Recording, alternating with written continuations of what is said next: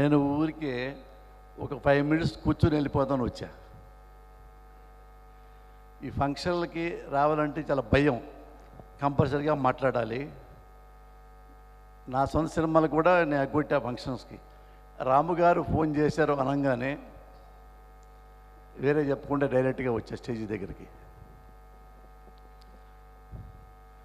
Shiva cinema తర్వాత అంత పెద్ద హిట్ అయిన తర్వాత రాము గారితో పనిచేయటానికి 100కి 100% ఇష్టపడుతుంటారు. నెక్స్ట్ ఫిలింకి రైటర్గా నన్ను పిలిచారు రాము గారు. అప్పుడు నేను మెడ్రాస్ యూనివర్సిటీలో పిహెచ్డి చదువుకుంటున్నా. నా కోసం వెతకడానికి 2 రోజులు పట్టింది రాము గారు ఎస్టేట్లకి. అప్పుడు ఏడా చిన్న రూము ఎక్కడో మెస్లో భోంచేస్తూ ఉండేవాడిని. తేజాను శివనాగేశ్వర గారు ఇద్దరు వచ్చి రాము గారు మిమ్మల్ని పిలుస్తున్నారంటే నేను షాక్ అయ్యా. నన్ను ఎందుకు పిలుస్తారు, నేను అసిస్టెంట్ని కదా పర్చూరి బజార్స్ దగ్గర అని. ఆయన పిలిచి మళ్ళీ నెక్స్ట్ ఫిల్మ్కు నువ్వే రైటర్వి, నువ్వు రాయి అంటే, sir let me take some time, I need some more experience from Paruchuri bazaars అని చెప్తే ఆయన చాలా ఈజీగా తీసుకొని నువ్వెప్పుడు రైటర్ అవుదాం అనుకుంటే అప్పుడు నా దగ్గర మురళి మనకు కలిపి చేద్దామని చెప్పాడు. అలాగే నా ఫస్ట్ ఫిల్ము పోలీస్ బ్రదర్స్ పేపర్లో అనౌన్స్ అవ్వగానే అన్నపూర్ణ స్టూడియోలో రక్షణకి సినిమాకి వేరెవరో రైటర్ని పెట్టారు. రాము గారు ఏం చెప్పారంటే, అతనికంటే కొత్త కుర్రాడు పోస్తానే బాగా రాస్తాడని నాకు రక్షణ సినిమా తనే ఇప్పించాడు. నెక్స్ట్ మనీ సినిమా ఆగిపోయి 1 year ల్యాబ్లో ఉంటే ఆ సినిమాకి బయట తీయించి నాతో రాయించారు. ఆ తర్వాత ఫుల్ ఫ్లెడ్జ్గా గాయం సినిమాకి డైలాగ్ రైటర్గా నాకు అవకాశం ఇచ్చారు.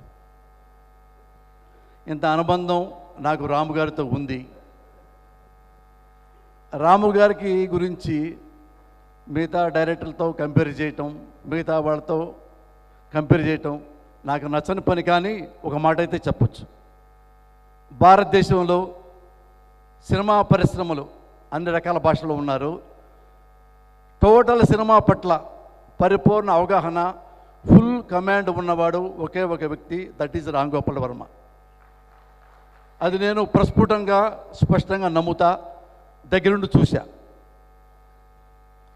పోతే ఈ సినిమా విషయానికి వస్తే లక్ష్మీ ఎన్టీఆర్ చాలామంది చెప్తూ ఉన్నారు ఈ సినిమా బయటికి రానివ్వరు, ఫలానా పార్టీ వాళ్ళు సినిమా ఆపేస్తారు, థియేటర్ దగ్గర గొడవ చేస్తారు, సెన్సార్ దగ్గర ఆపేస్తారు, ఇది రకరకాలుగా. ఇవన్నీ ఎందుకు వేషాలు వేయటం? నువ్వు నిజాయితీగా ఉండొచ్చు కదా. ఎవడైతే నిజాయితీగా ఉండడో, ఎవడైతే నీతిగా ఉండడో, నీతివంతమైన రాజకీయాలు చేస్తాడో అలాంటి వాడికి ప్రాబ్లమ్స్ వస్తాయి.